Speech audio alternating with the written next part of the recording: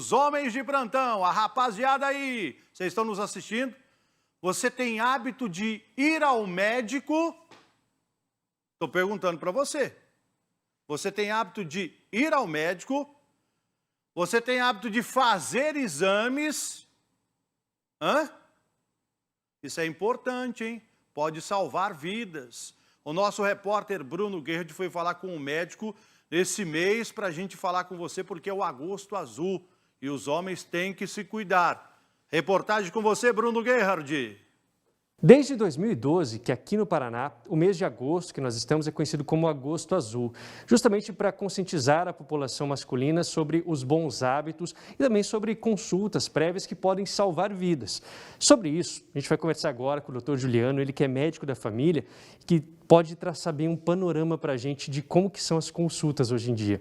O senhor trata de homens, de mulheres, como é que é essa procura masculina pelas consultas? Ainda é baixa?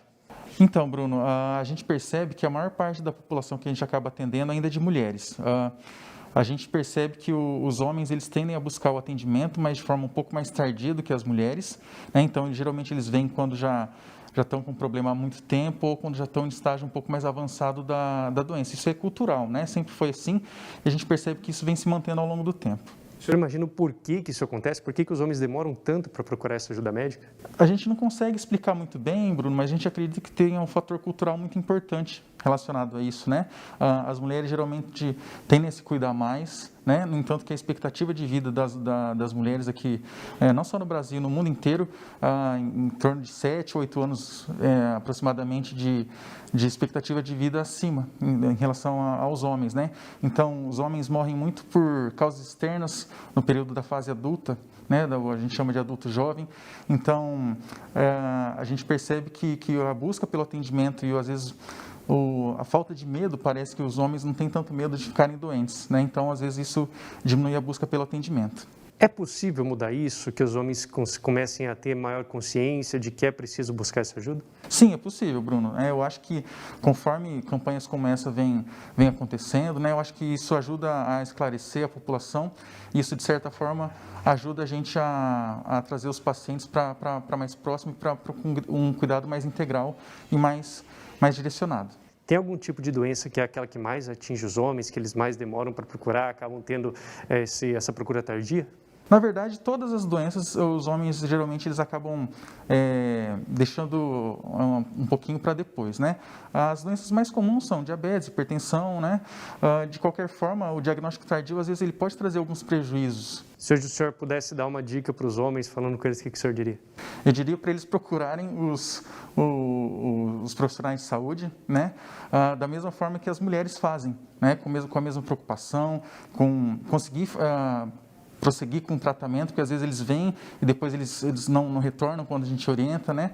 Então, tentar fazer isso de uma maneira um pouco mais adequada. E vai lembrar que os médicos não têm um preconceito, né? Eles não precisam ficar com essa vergonha, com aquele medo de falar que vocês estão preparados para isso. Não, com certeza, tá? A gente já sabe que isso é uma coisa muito antiga, muito ultrapassada e hoje em dia a gente consegue conversar com todo mundo de uma forma bem aberta, bem direta. Tá aí, então, o recado é para você que é homem. Isso, você não tem que ter vergonha de ir no médico, não. Você tem que ir mesmo, você tem que cuidar da sua saúde, você tem que cuidar de você. Eu sou uma pessoa, no passado eu ia pouco no médico, essa é a realidade. Mas eu mudei com a experiência dos anos que foram passando, eu mudei. E eu acho que eu mudei para o correto, entendeu? É fazer um exame, por exemplo, de sangue 1 ou 2 vezes por ano para ver como é que está a situação. É você fazer um exame para saber, por exemplo, como é que está o coração. Eu fiz um exame do coração, eu vi depois do Covid que o meu coração está machucado, meu pulmão está machucado. Mas eu poderia ter sequelas disso antes, entendeu? Então, acho que tudo isso é para a gente ter o cuidado com você mesmo. Não é ir pela conversa dos outros lá, que fala para você, não, é você falar, eu quero cuidar de mim, eu quero cuidar da minha saúde, eu quero caminhar, eu quero correr, eu quero estar de bem com a vida, entendeu? Então é o momento de vocês procurarem, como eu estou procurando. Ontem, por exemplo, eu fui no Dr. Otávio conversar com ele, ele me passou mais uma relação de exame desta... Doutor Otávio, o senhor caprichou na relação do exame de sangue, hein? Ele pediu, acho que uns 30 tipos de exame de sangue lá. Vai ter que tirar um monte de sangue aqui.